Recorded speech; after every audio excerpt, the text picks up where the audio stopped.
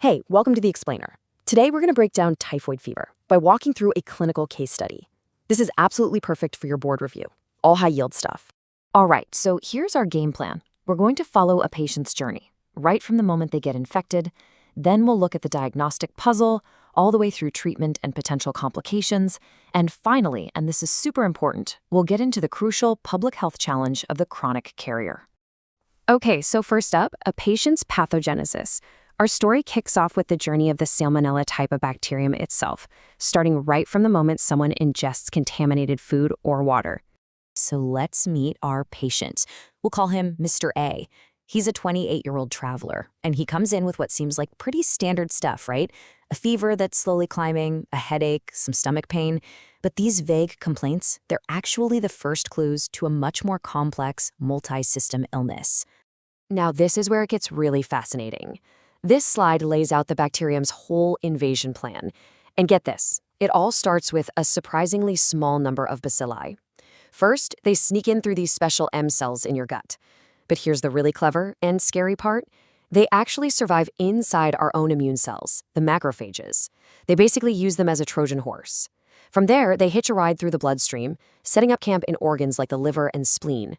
It's only after all this has happened silently that a second wave of bacteria hits the blood. That's the secondary bacteria, and that's when Mr. A actually starts to feel sick. This whole stealthy process, that's what explains that classic 10 to 14-day incubation period where you feel nothing at all.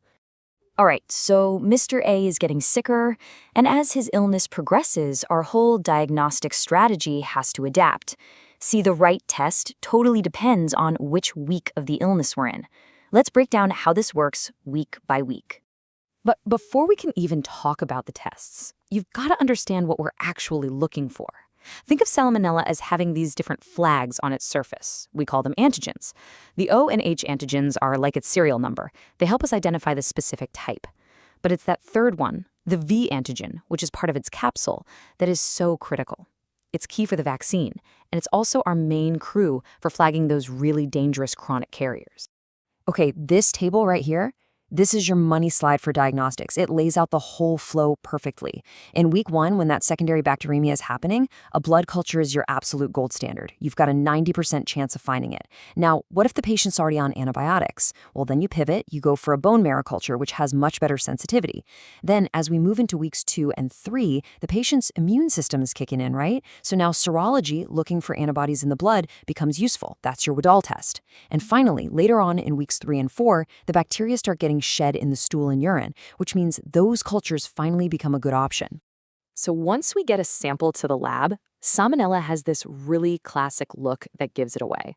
On McConkey agar, it doesn't ferment lactose, so the colonies just look pale. But on the special media, like XLD agar, you get this dead giveaway, that little black center. And what's that black center? That's hydrogen sulfide production, a total hallmark of Salmonella. And then we nail down the ID with this quick biochemical panel. It's catalase positive, but negative for oxidase, indole, and urease.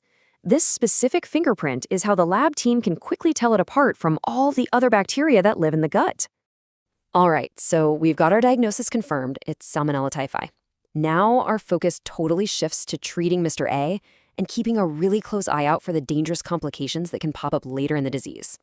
Okay, these are the high-yield, classic clinical signs you absolutely have to know for your exams. The fever?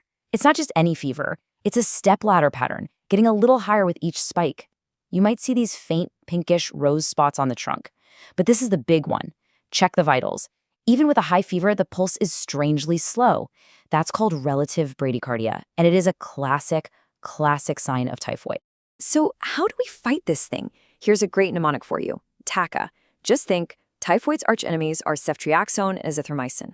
When you're starting treatment before you have all the lab results back, what we call empirical therapy, IV ceftriaxone is your go-to. And if you need a solid oral option, you're going to use azithromycin. And this chart really drives home why we don't use some of the older drugs anymore. Just look at this. In places where typhoid is common, like India, resistance to fluoroquinolones like ciprofloxacin is, well, it's through the roof. We're talking over 70% resistance. That makes it a really terrible choice for empirical therapy because chances are it's just not going to work. Now, if the infection isn't treated effectively, weeks 3 and 4 become an incredibly dangerous time. There are 2 major complications you have to be on high alert for: gastrointestinal bleeding and, even worse, intestinal perforation. These are life-threatening emergencies that can instantly turn this from a medical case into a surgical one. Okay, so good news, Mr. A responds to treatment and he recovers. But the story isn't over. Not by a long shot. He could now become part of this huge public health problem, the asymptomatic chronic carrier. And this really gets to the core of why this is so dangerous. A person can feel perfectly healthy, but be shedding these bacteria for years.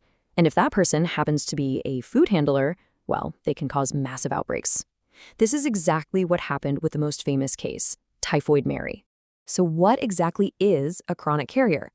Well, it's defined as someone who is still excreting the bacteria, either in their feces or urine, for more than a full year after they got sick.